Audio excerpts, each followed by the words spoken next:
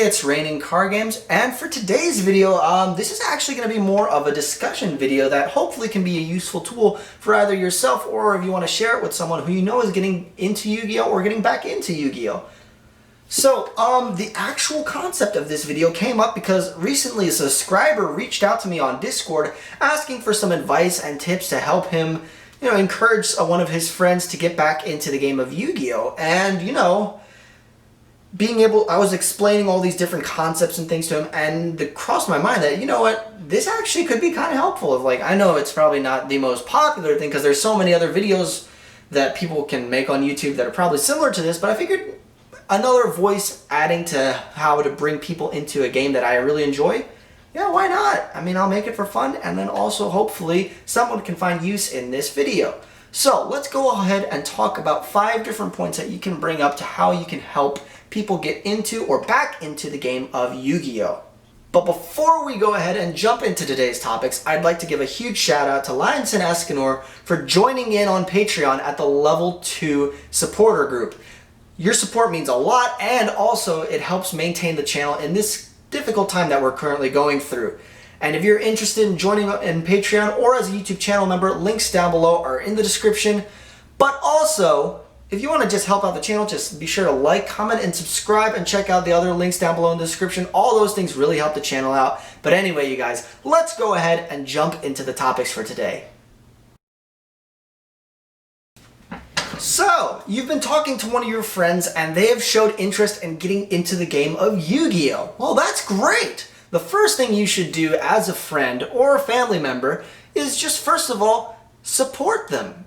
That little bit of support, or even someone who's just stopped at your local card shop and has showed interest in your card game, give that positive reaffirmation that yes, this is a cool game to get into and it's awesome that you are. That little bit of support right then and there can start an entire psychological process saying, oh, this community is welcoming and is friendly, I want to be a part of it. That little detail can make a huge influence in establishing that person as part of your community. Let's say now that you've established a relationship with a person that is basically saying, how do I get into this game? First find out how do they want to go about it, because there are many different ways that you can go about going into Yu-Gi-Oh! You can go into the collector market. Let's say you really like the card artworks and you're into collecting things.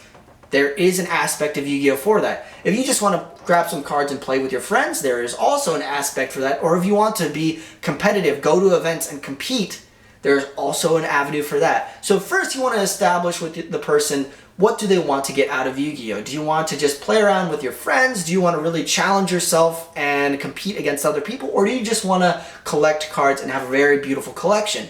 Those 3 things, they can be all 3, they can just be 1 or 2, or they could just be 1, but having an idea of what the person wants to go into can really help you in establishing what guidelines and advice you can provide for them. So for example, if my friend wants to get into Yu-Gi-Oh! And they want to be a little more competitive, first of all, I would suggest, okay, first let's research what kind of playstyle you want to get, and then also have you understand what is going on in the current metagame. Obviously, rules all aside, you want to make sure they know how to play the game first, understand all the summoning mechanics, the rulings, and all that stuff. But once they understand the gist of the game, establish, okay, this is what is good in the game right now, this is what works, these are interactions. Have them understand all these more intricate rulings. If they're more casual, you don't have to worry about that stuff as much, but you still want them to have an idea of what works, what doesn't work. So really, if you're trying to get them into playing the game, you want to establish the rulings and stuff that will be very helpful to them.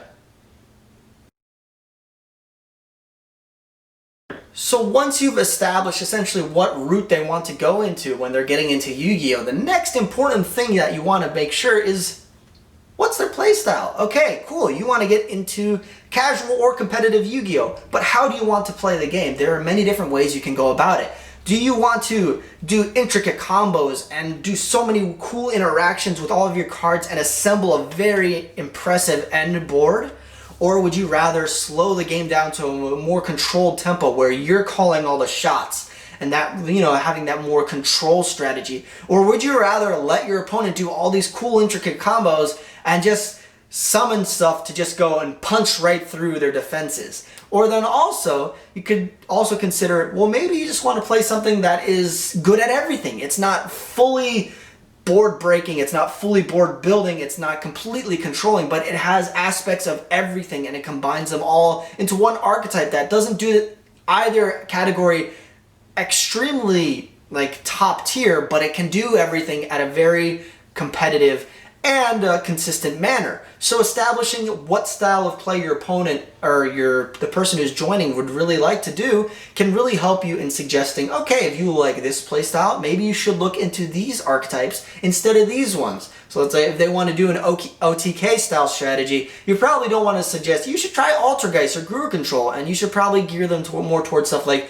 Crusadia OTK, Gren Maju, Dinosaur, or more stuff that is suited to their likes and interests. So let's say your friend who's returning into Yu-Gi-Oh! Has not played the game since Schoolyard format way back in 2004, and now they're coming back into 2020. The game has shifted dramatically, and it's a very different game. While some of the aspects from the original days are still there, a lot has changed. So it may sometimes be overwhelming to get your friend coming back in the game to just play a strategy that they really like. So let's say, wow, I think I really like a lot of cool intricate combos. I want to build something that no one can beat, like an unbreakable board.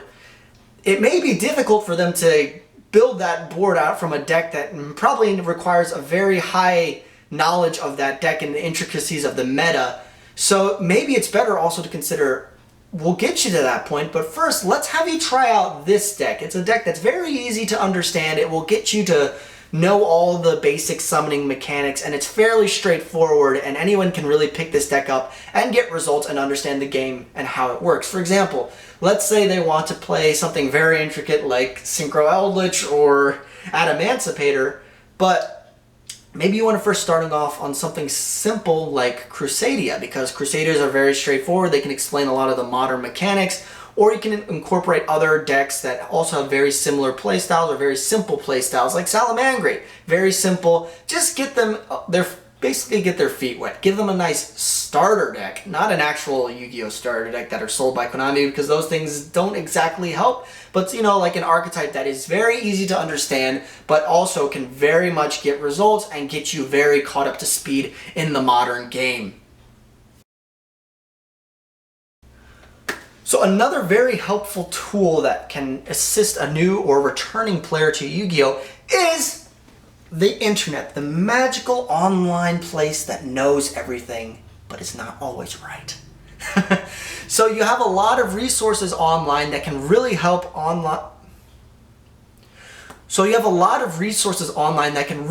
new or returning players, such as many Yu-Gi-Tubers who provide in-depth analysis on how archetypes work, deck profiles, so you can understand various combos.